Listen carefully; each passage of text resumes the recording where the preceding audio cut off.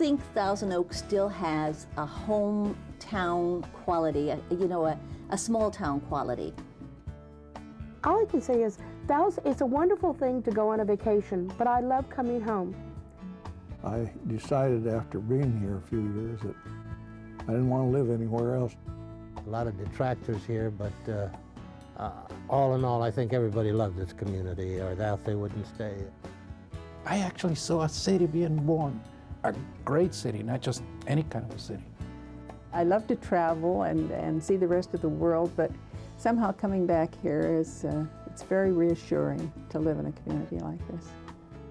I've been involved in the community in a lot of different avenues, and I have found people to be the most important asset to Thousand Oaks. And I don't think that's changed a lot over the years.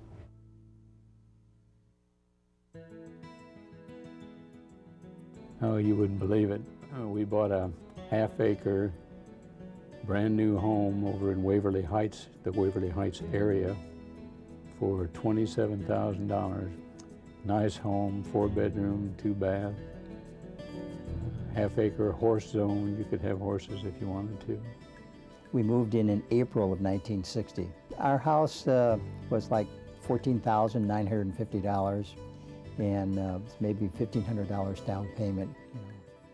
So it was not really that. It was about $10,000 cheaper than in the valley. So that's why we came out here. We were able to find a 5-bedroom house in Shadow Oaks area that met our needs very nicely.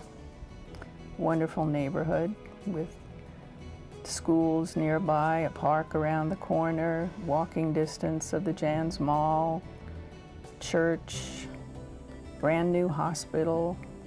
We thought we died and went to heaven.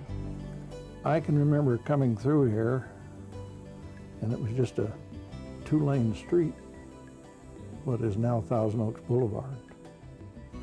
And the street was divided just one little spot there, because there was a huge oak tree in the middle of the street. And it got hit quite a few times.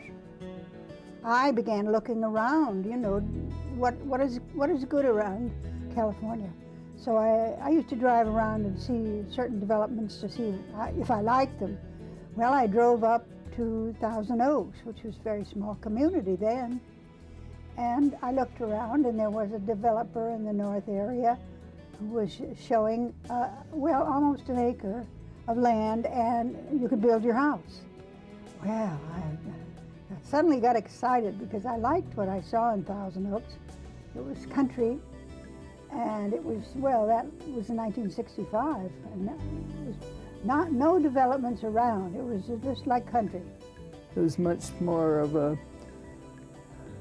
can I say, cow town? That isn't very complimentary, but it's much more sophisticated now, and much more educated, I guess, due to the population that has moved in and developed the community. We moved into the old Oakdale Dance Hall and Saloon on Thousand Oaks Boulevard.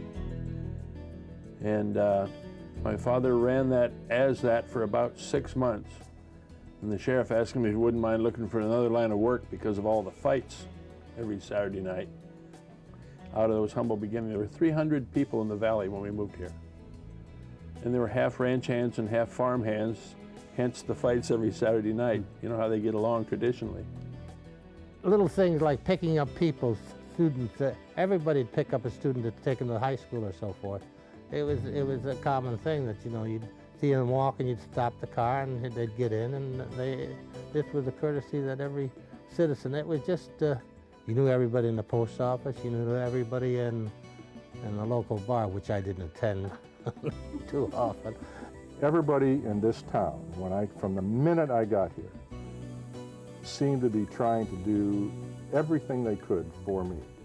And they didn't even know me. I'd been in town 20 minutes. It was just that kind of a place. Real world traveler. I've gone 138 feet from where I grew up.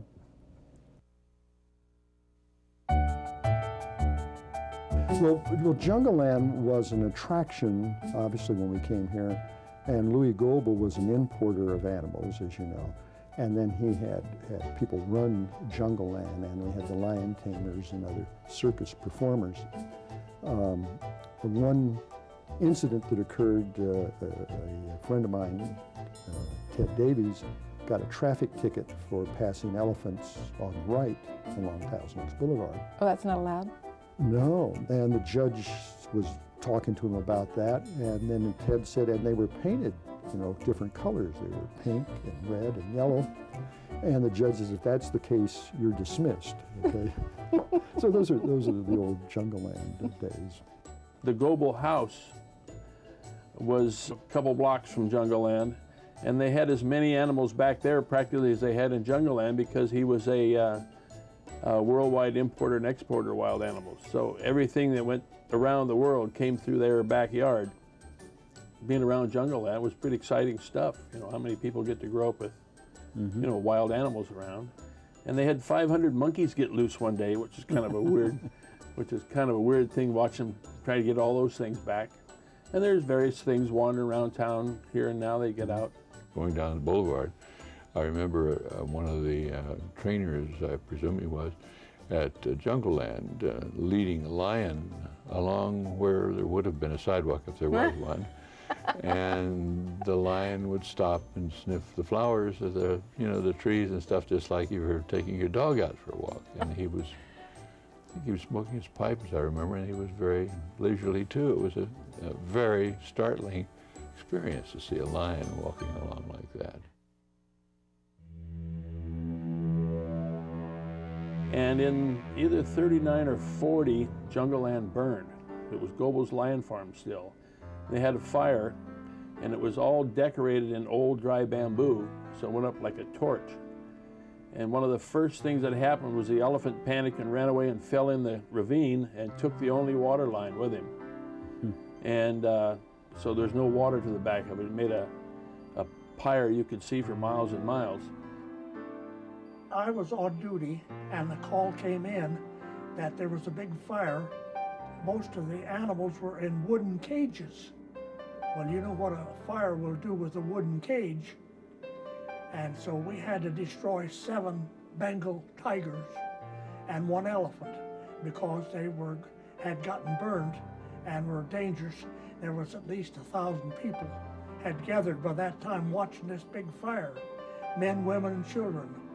I never hated to do anything in my life as much as to shoot an elephant, because they didn't know why we were shooting them, but we had to do it.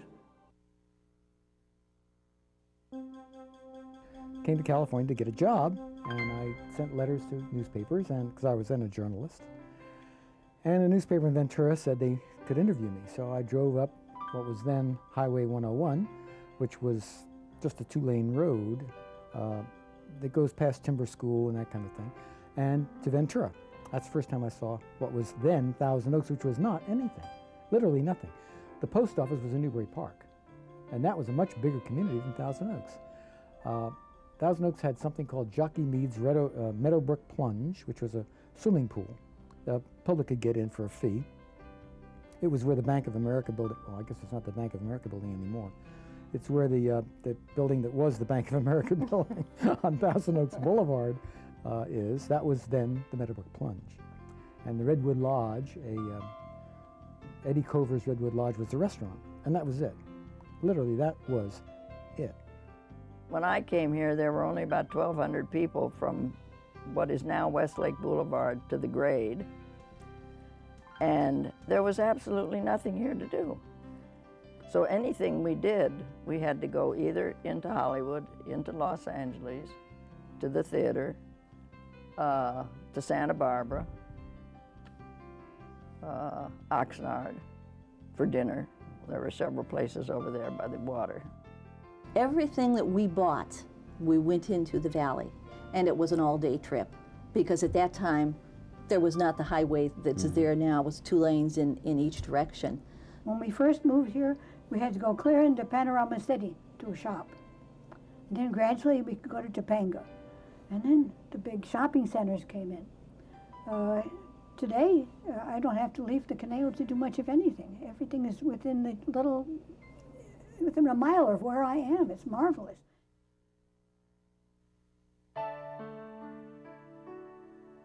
Start a small documentary on the historical artifacts, prehistory of the Conejo Valley. The moment we came out here, I started gathering material, Indian caves, old cemeteries, and stone markers that no one knew why, but maybe the mission fathers had put up. I put about 10 minutes of that together, and it was used to promote the Historical Society. Today, what kind of a film? It's a land use. The film's got to have a strong land use aspect to it, because that's been the big controversy here, how to use the land. I live against open space. My backyard is open space, and it is amazing the number of animals, the wildlife that we see back there. A pair of eagles, hawks, bobcats, coyotes. It is just, it's just wonderful. And I'm always disturbed when people don't want any additional building. And I used to be one of those. I typed the first draft of Measure A, which is a slow growth initiative, and I sat at markets getting signatures on that.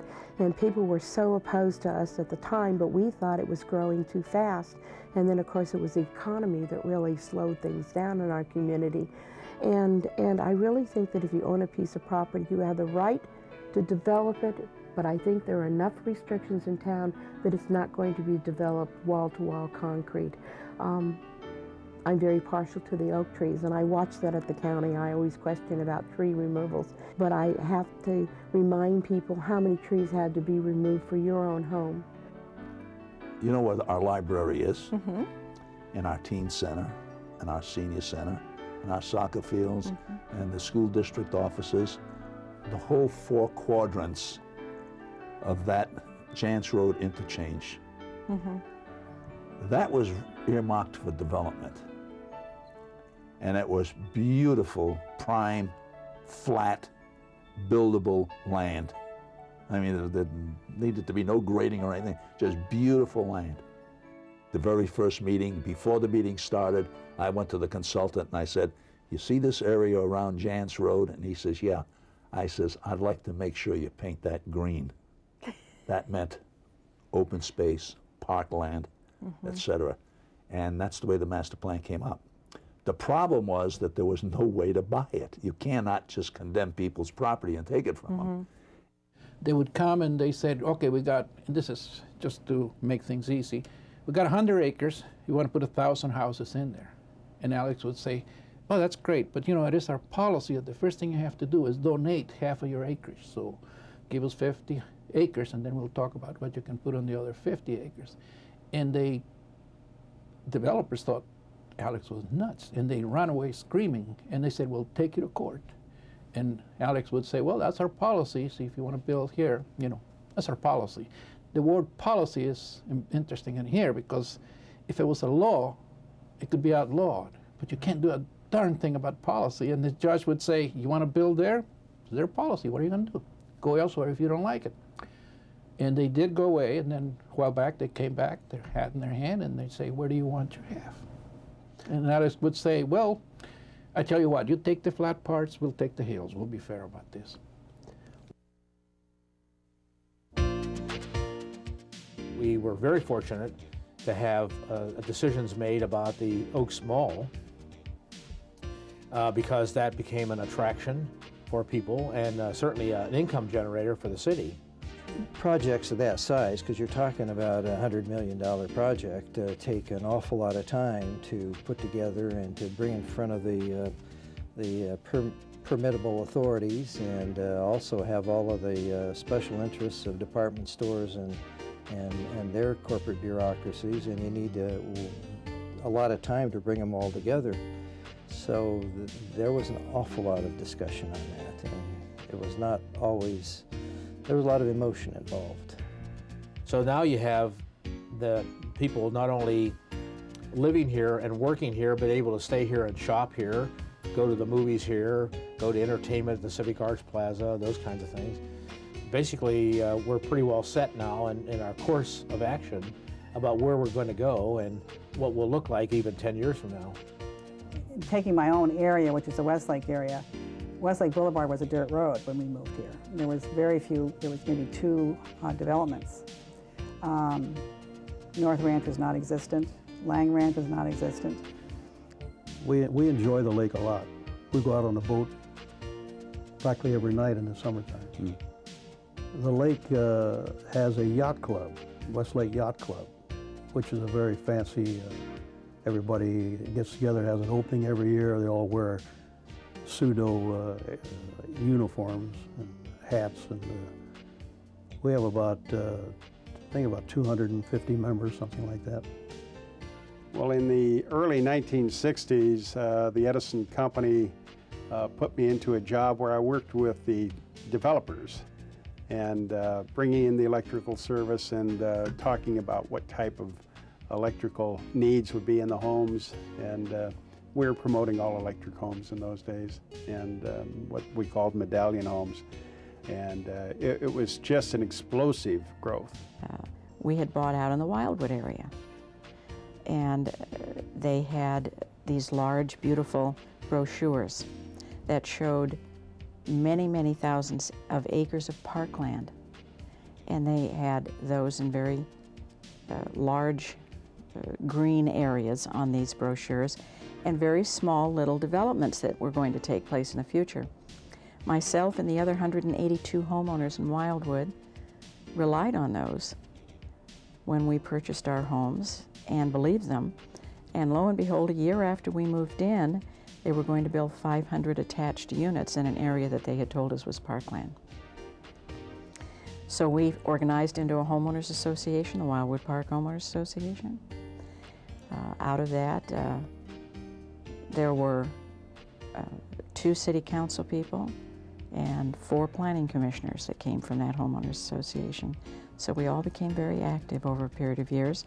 We fought the project before the city and eventually lost, filed a lawsuit against the developer, and that lawsuit was settled out of court, as most are, much to our satisfaction.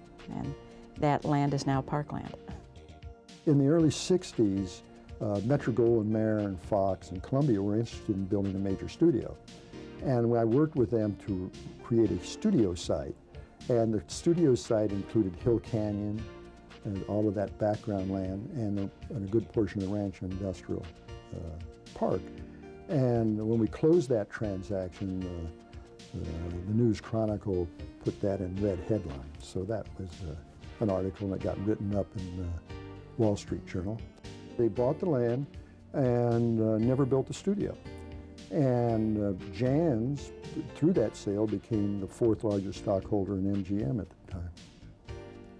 Fortunately, they didn't build it, and now we have Amgen out there, so we probably wouldn't have had Amgen.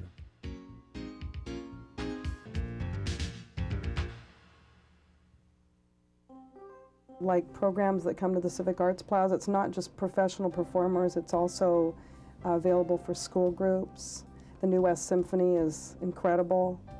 The LA Philharmonic has been up a couple times, so we have access to a lot of really great things, but educationally, thousands and thousands of children come through every year too.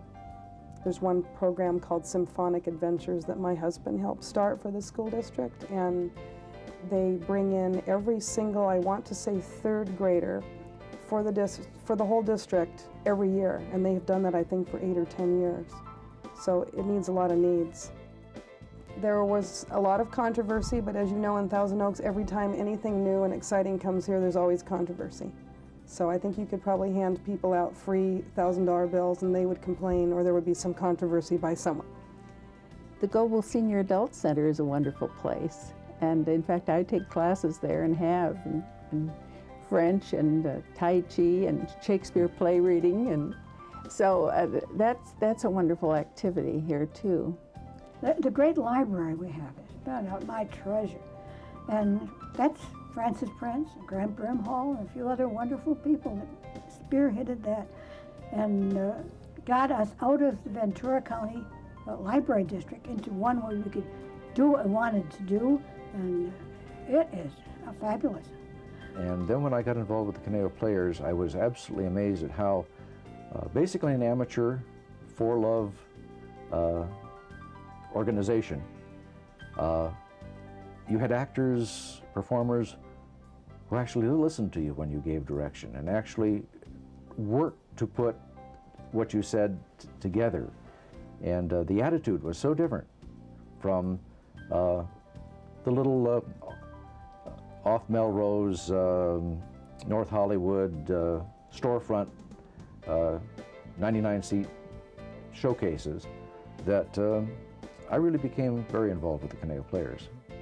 At that time, the university was a college, and they're older than the city, and everybody knew Cal Lutheran because the Dallas Cowboys, that was their summer home. And that was one of the biggest cultural events out here.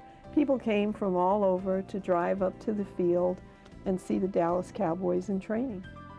Many years ago, before we had a place, was the only place or provided most of the cultural entertainment that we had out here. I mean, they had the events. That was the only place that we had that more than 100 people could gather. My earliest memories of Cal Lutheran is that there was a question always, were we going to make it financially? It was rather touch and go. There weren't many resources to depend upon. Like I said to one of my friends, we at that point didn't know it couldn't be done. So we did it.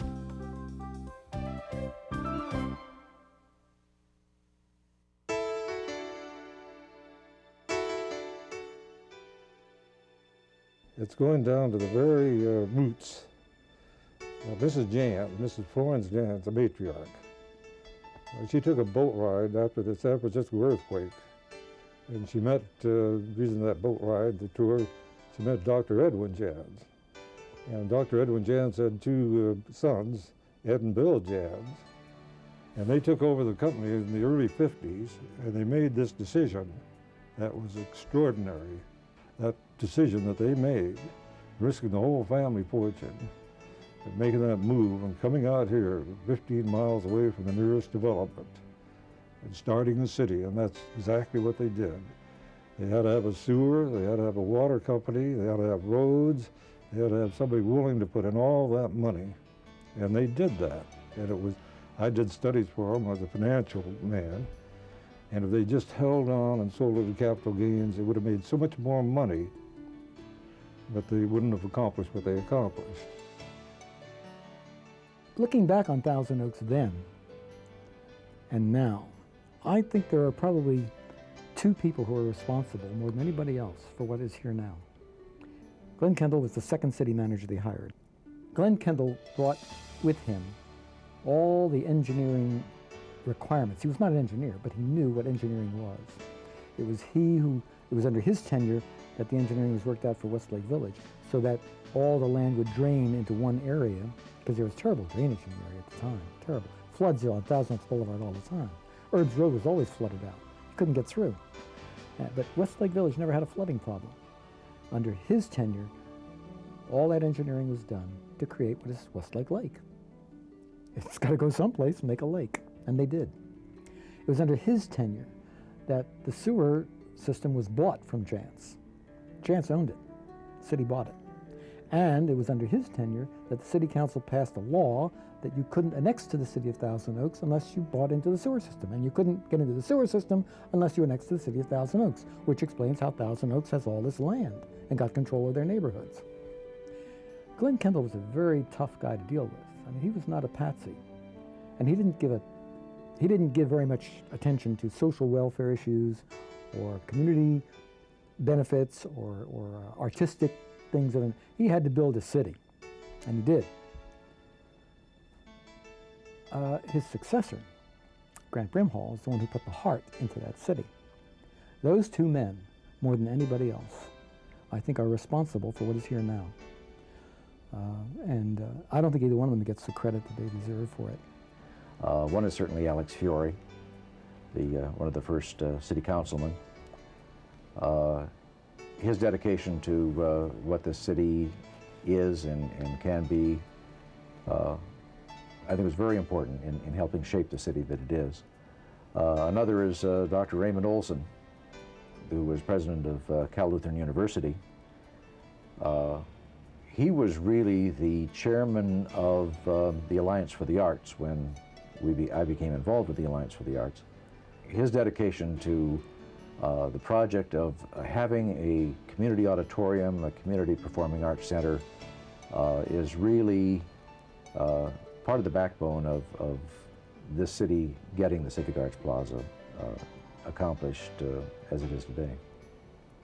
In my estimation, I think Frank Schillo's had a lot to do with the way things have gone in Thousand Oaks.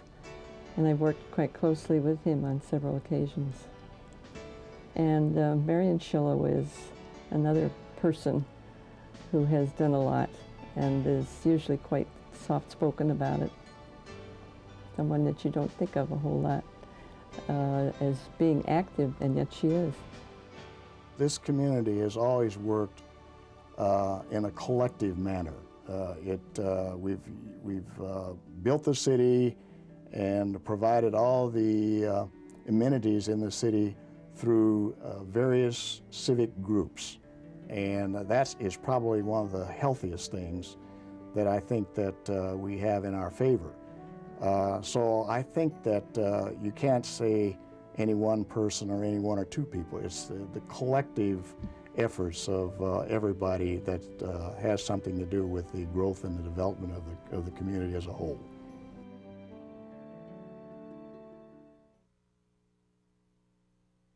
A lot is happening in affordable housing, but I'm very convinced that in this very affluent area in which we live, we still need affordable housing.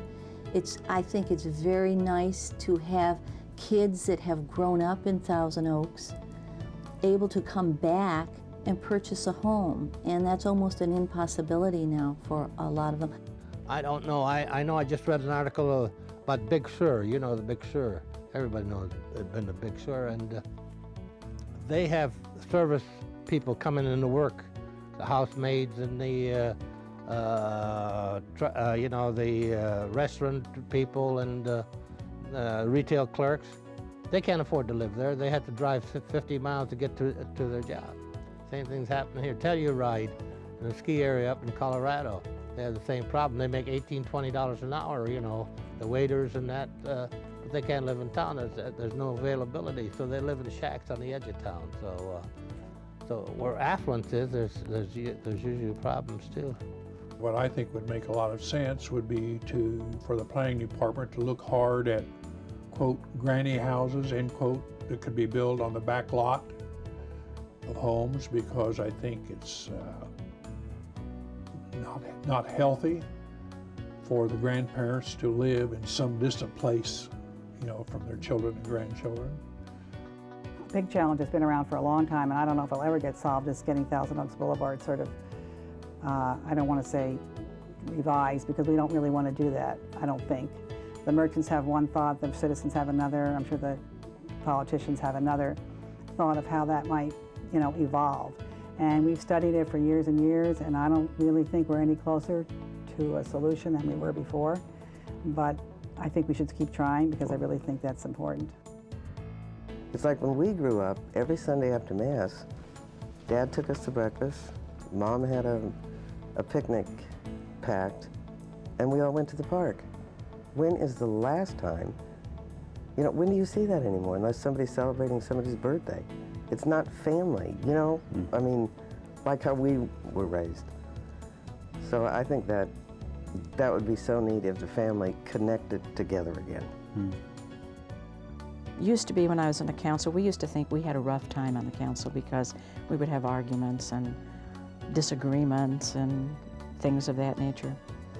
And I look back now and I see how relatively benign it was. Even when you thought they were absolute idiots for voting the way that they voted, you respected them as an individual and you respected their motives and where they came from.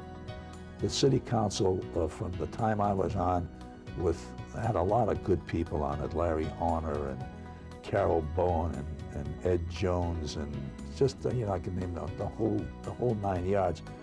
We didn't always agree with one another, but in the final analysis, vote their conscience and then respect one another As a after team. that. And I don't see that anymore. We had a project called 48 Hours in the Canal, and a takeoff in the day in the life of. But it began on Friday at noon and ended Sunday at noon. I recruited 64 photographers. We produced over 10,000 images. We had photographers assigned to do every kind of thing. Some of them more mundane than others. Photograph all of the businesses along Thousand Oaks Boulevard, preferably with the owner in front of the business. So this is, you know, that's not an assignment that's going to win any kind of acclaim because of the beauty and the artistry involved, but it's a record. And then the last one from that project was, we called it the Big Picture, and we invited the entire city of Thousand Oaks to come out for a birthday photograph, an anniversary photograph, at CLU on the football field.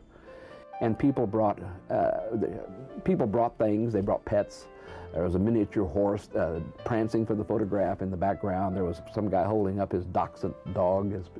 The Pyar Squares doing a square dance in the middle of the group, and just people sitting on the ground, standing, just everything you could imagine. The camera was up on a platform, about 10, 12 feet up in the air, so we could see down into the group.